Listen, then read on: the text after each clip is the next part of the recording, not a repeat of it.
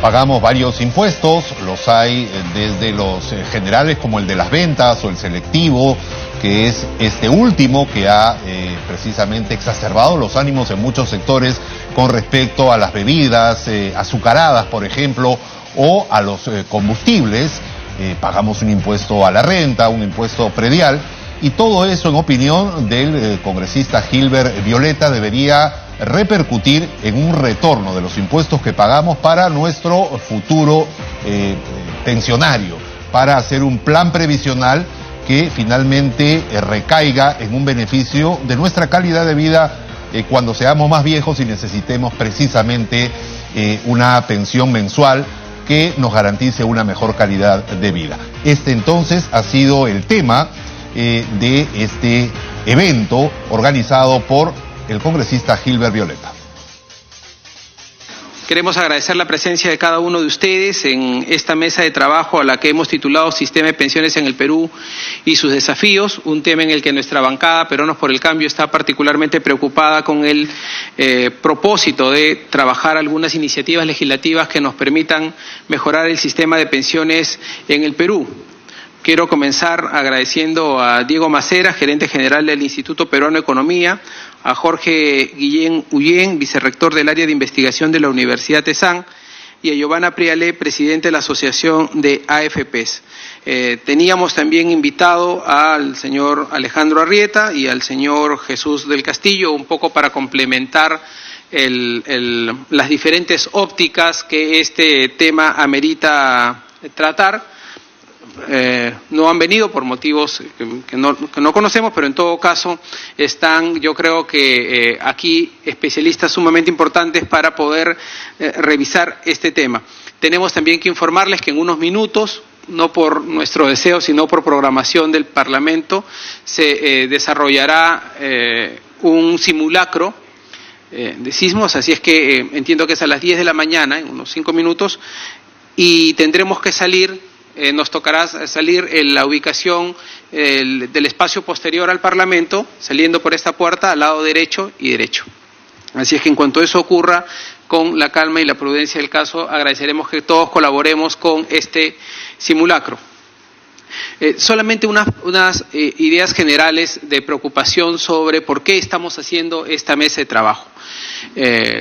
Difícilmente en la política en general y en los partidos políticos, en los equipos técnicos, se suele mirar las cosas con un poco de previsión.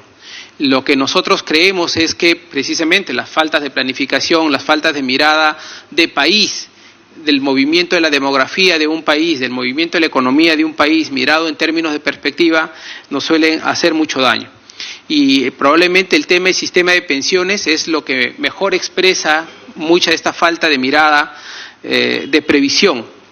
Tenemos una población en el Perú que se incrementa, que casi llega a los 32 millones de habitantes, y cuando se funde el sistema de pensiones en el mundo, ¿no? La expectativa de vida era alrededor de los 50 años, hoy la expectativa de vida bordea los 70 años, y en consecuencia el modelo contributivo basado en un porcentaje de la actividad económica, los saberes económicos y laborales, pues no son suficientes. Y eso genera una y otra vez crisis recurrentes. Hoy tenemos además un sistema no contributivo, el de Pensión 65, como un paliativo a todo esto que está enmarcado dentro de una enorme economía informal como la peruana.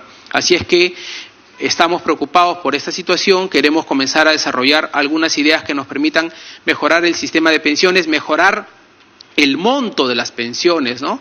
Para para tener pensiones dignas, un sistema de pensiones dignas, ya sea en el sistema público o en el sistema privado.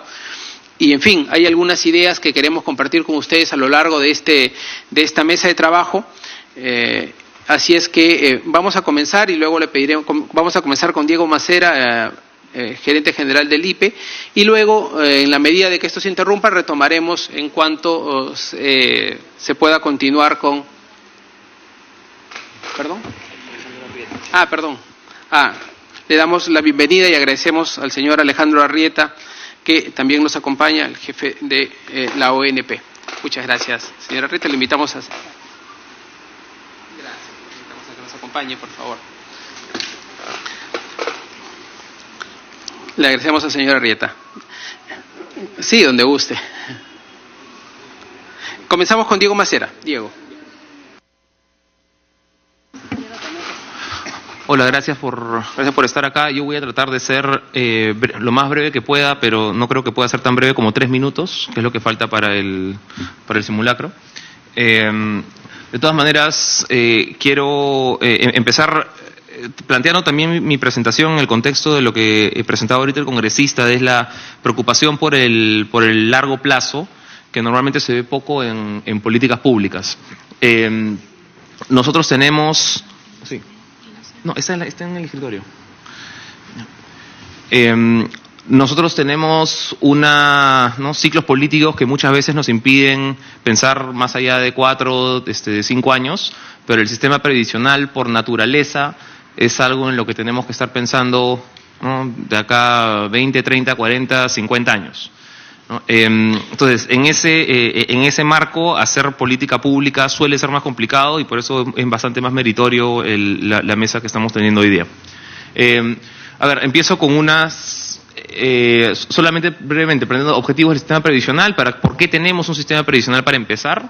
Son 2 objetivos principales. Primero, por protección de pobreza en la vejez, ¿ya? Y segundo, porque queremos que no haya un cambio tan fuerte entre el momento que estamos trabajando y cuando nos jubilamos inmediatamente, ¿no? Lo que le decimos los economistas, suavizar un poco el consumo. Entonces, esos 2 objetivos explican la existencia de un sistema previsional como el que tenemos hoy día. Siguiente, por favor. Siguiente.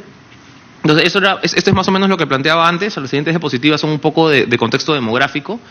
Si ven en la pirámide de la izquierda, en realidad sí es una pirámide. Está la distribución de la población a 1950. El 2015, hace apenas 2-3 años, se empieza a ensanchar un poquito y ya para el 2050 tenemos algo que se parece más a un cuadrado. Un poquito rombo si quieren. Lo cual te pone desafíos estructurales distintos a la manera en que enfrentas tú tu sistema previsional y en general tu economía. Siguiente, por favor. Ok, aquí tenemos esto es una proyección de la tasa de dependencia. ¿Cuántas personas muy jóvenes o muy viejas hay para trabajar en función a cuántas personas en la economía trabajando hay? Y lo que tienes es una explosión que empieza más o menos desde ahorita. ¿Ya? Siguiente, por favor. Siguiente, un poco más. Perdón, ¿puedes retroceder? Ya. En la de la derecha pueden ver la tasa de fecundidad por mujer y luego la esperanza de vida al nacer, que era lo que hacía alusión el congresista. La esperanza de vida al nacer, de hecho, esto es un estimado bastante conservador. Estamos poniendo que de acá a 50 años las personas van a vivir solamente 85. ¿Ya? Eso podría ser bastante más en función de los avances que todavía no tenemos idea. Y alguno podría pensar, mira, la verdad que una proyección al 2100 es Star Wars. No es algo realista todavía, qué cosa podrá pasar de acá a 80 años, pero si lo piensan un poquito más cercano, al 2100 llegarán las personas que están naciendo hoy. Hola, entonces, todos sanos y salvos, continuamos. Ok, siguiente, por favor. Ya, me quedé en un ratito anterior solamente para enganchar el breve comentario. Lo otro, pensar en el 2100, donde tenemos una tasas de dependencia del 50%. En realidad, como le decía, no es exagerado. 2100 llegarán las personas que están naciendo hoy día. Entonces, no es pensar es una ciencia ficción. Entonces, ya tenemos que estar pensando en eso. Siguiente, por favor. Siguiente, listo. Entonces, esa es una breve diferenciación de cómo está el sistema, cuál es el alcance del sistema previsional nacional por quintiles de ingreso por hogares. Entonces, lo que hemos hecho acá, hemos puesto los 5 quintiles de ingreso. Los más pobres están a su mano izquierda, los más ricos están a su mano derecha, el 20% más pobre y el 20% más rico. Y nos hemos preguntado a qué están afiliados, si están afiliados a algo. Entonces, obviamente, el quintil más bajo tienes un porcentaje de no afiliados muy significativo, casi del 90%.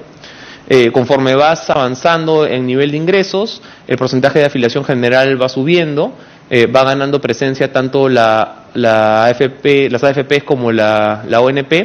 Y es interesante notar que en los dos últimos quintiles de ingreso, entre los más ricos, en realidad el salto del cuarto al quinto, en el que gana presencia es el sector privado, ¿no? El sector público se queda con un porcentaje más o menos similar. Esa estructura en la que el sector azul predomina, que es el de no afiliado, obviamente responde a un mercado laboral básicamente informal. Siguiente, por favor. Esa es la evolución del número de afiliados en el gráfico de la izquierda del sistema público y del sistema privado de pensiones, actualizado a enero de este año. Y el del que está en la mano derecha es la evolución del número de cotizantes, ¿no? Vemos obviamente que el número de cotizantes es significativamente menor que el número de afiliados, ¿no? No todos los afiliados cotizan, ¿no? Hay afiliados que entraron alguna vez, tienen su cuenta en la AFP o en la ONP, pero de ahí salieron del mercado formal y ya no vuelven a cotizar. Esto responde a densidades bajas. Entonces, fíjense, y aquí viene parte del problema, ¿no? Fíjense el reto que tenemos por delante. Por el número muy bajo de personas que están cotizando en algún sistema. O sea, nosotros tenemos una PA de más o menos 17 millones de personas y un nivel de cotizantes mensual de aproximadamente poco menos de 3 millones para el sistema privado y 1,5 millones más o menos para el sistema público, ¿no? En total estamos hablando de menos de 5 millones. Okay, siguiente, por favor. Ok, entonces solamente para entrar brevemente a comentar cada uno de los pilares. Pilar 0, siguiente. Pilar 0 en realidad es lo no contributivo, ¿no? Aquí es pensión 65. Pensión 65 que en realidad tiene un nombre medio engañoso porque no es una pensión. Una pensión es algo que tú vas acumulando conforme vas trabajando para al final tener un pago que te permita jubilarte en la vejez. Esto en realidad no es así, es una transferencia del Estado, pero bueno, está como pensión 65. El número de afiliados tenemos en la mano izquierda, un poco más de 500,000 de personas mayores, y hacia la mano derecha tenemos la evolución del presupuesto por año. Me parece que este año ya está un poco por encima de 900 millones, si no me equivoco, de soles por año, ¿no? Siguiente, por favor. Ok, aquí algunos retos de pensión 65 y pasa por fortalecer el sistema de identificación de beneficiarios, ¿no? O sea, sabemos que el INEI tiene una definición de pobre distinta del CISFO, ¿no? El CISFO que maneja el MIDIS, pero digamos que de alguna manera tendrían que conversar si nosotros queremos empezar a evaluar niveles de filtración. Entonces, si usamos metodología del INEI, que insisto, es distinta que la que usa el CISFO, pero si usamos metodología del INEI, esta es la distribución de beneficiarios que tiene pensión 65. Casi un tercio, entre un tercio no pobre, un tercio pobre y un tercio pobre extremo. Entonces, aquí quiero ser bien claro en decir que no significa que todos estos que son no pobres y pobres es filtración. No es eso, ¿ya? Pero sí que de repente, muchas gracias, ¿ya? Que de repente deberíamos preguntarnos con un indicador como en cuánto en realidad está el nivel de filtración del programa social. Siguiente, por favor. Ok, brevemente, pilar 1. Siguiente. Tenemos la pensión actualizada del Sistema Nacional de Pensiones, subida progresiva, si bien lenta, desde el 2003. Hoy en aproximadamente, a noviembre del año pasado en 700 soles. La pensión promedio del jubilado. Ojo, claro, aquí es importante notar que eso es un promedio que no toma en cuenta mucho de los ceros que tienes de las personas que a pesar de haber aportado en algún momento no recibieron pensión, ¿no? Esto es un promedio en ese sentido quizá un poco engañoso. Siguiente, por favor. Esta es la composición del sistema público.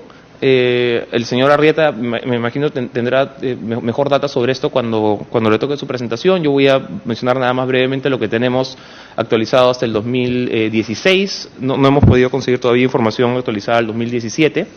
De repente al final de esta presentación seremos tan suertudos de tenerla. Entonces, lo que tenemos es una dependencia cada vez menor de las transferencias del Tesoro Público para mantener las pensiones. Me imagino que la cifra del año pasado será aún menor, ¿correcto? ¿Sí? La cifra del año pasado será un poco menor incluso que el 0,24% del PBI que teníamos en el 2016, pero esto nosotros pensamos que va a dar la vuelta. Ya, un poquito más adelante lo vamos a ver en la parte de proyecciones.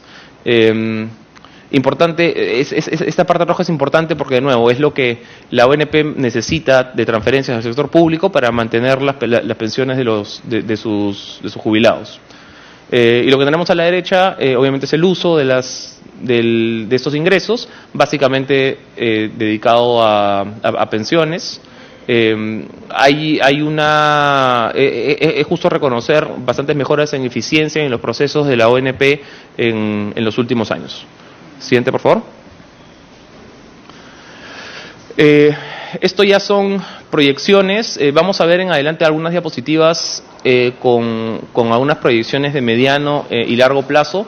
Obviamente todas estas diapositivas todas las proyecciones están sujetas a N supuestos. Después lo podemos conversar con más detalle, qué cosas se ha supuesto, crecimiento promedio de la economía, crecimiento de la productividad, edad de jubilación, etcétera, etcétera. Pero con esos supuestos, que son lo más razonable que nosotros encontramos, tenemos las siguientes proyecciones. En número de aportantes, esto es para la ONP, tenemos una subida en los siguientes años en línea con el bono demográfico, y luego una caída, no, eso para aportantes. Más interesante es en la parte de pensionistas, donde tenemos un incremento. Aquí hemos mantenido fijo el porcentaje de personas que no se jubilan con pensión de la ONP, que tenemos hace 2 años.